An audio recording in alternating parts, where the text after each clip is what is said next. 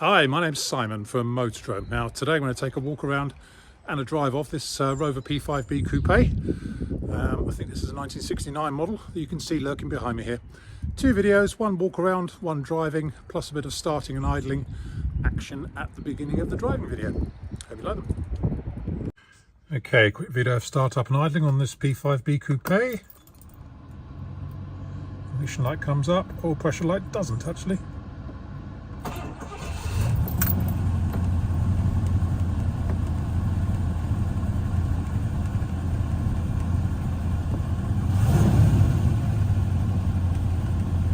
That's actually the ignition light flashing, but once you rev it, it goes out.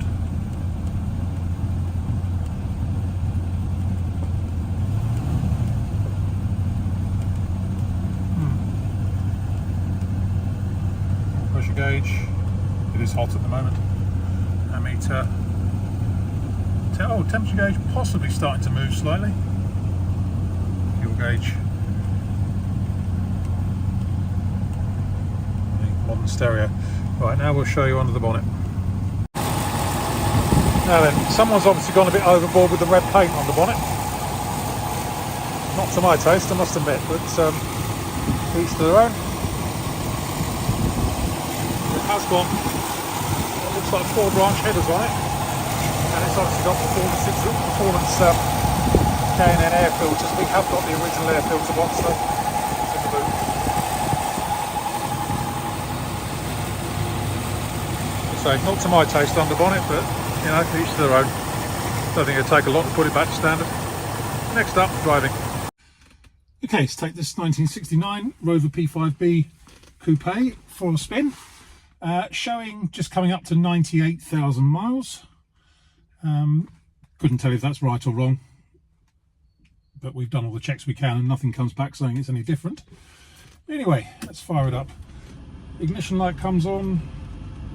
Strange, oil pressure light doesn't, unless I turn the key. I've seen it. Oh, it's because we've just turned it off, so the oil pressure wasn't low enough to come on. But yeah, I mean, drives well enough. I've just been out for a little run in it. One thing I will say, somebody test drove this before when it had just come into us. We'd done nothing to it, and he said there was a bit of vibration through the steering. It's actually not vibration. And it's not making a noise, but I think possibly one of the ball joints in the front suspension could do with replacing. It's not knocking, but you can just feel it a bit through the steering wheel when you're going over bumps. Incidentally, the steering wheel is slightly off centre by about 20 degrees, but engine is healthy. It certainly starts nicely, no signs of any misfiring, hesitancy or overheating. In fairness, the temperature gauge is barely moving, if it is moving at all. Okay.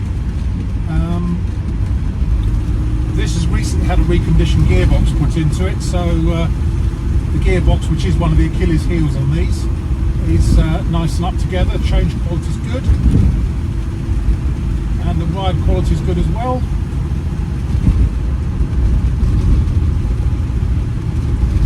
So you can just feel going over bumps like that, a little bit of a knocking through the steering wheel, should we say.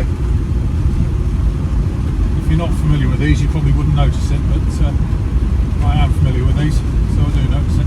I've got my quarter light open, incidentally, because it's a really murky day here, and having just got it out of our unit, it's the temperature change has made it mist up slightly, so got our quarter light open. So it has got a DAB stereo with auxiliary plug, with USB plug. All the instrumentation, with the exception of the temperature gauge, seem to be working as they should.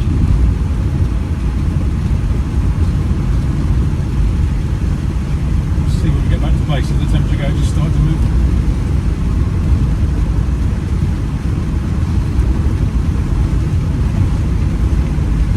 With that big bump then, just very, very nicely.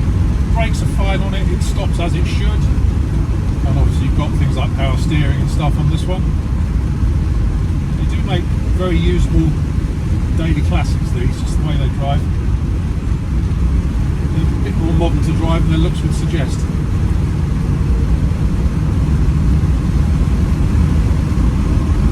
Close my thing there.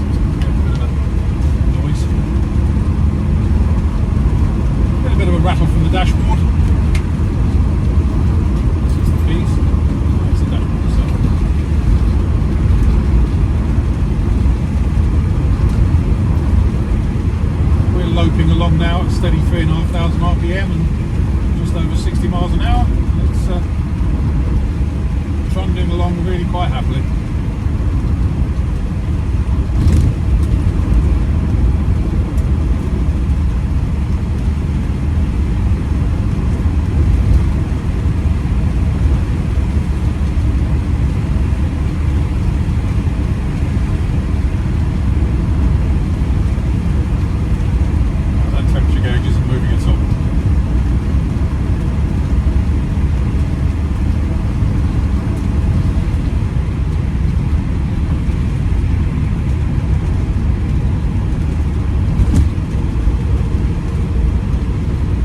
Not bad. A little bit of light fettling here and there. Have yourself a nice p5b, I think.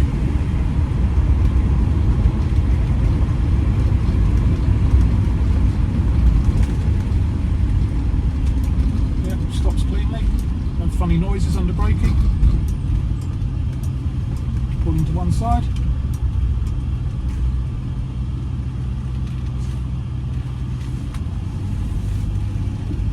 So I think there we have it. Idle speed's a bit high on it actually.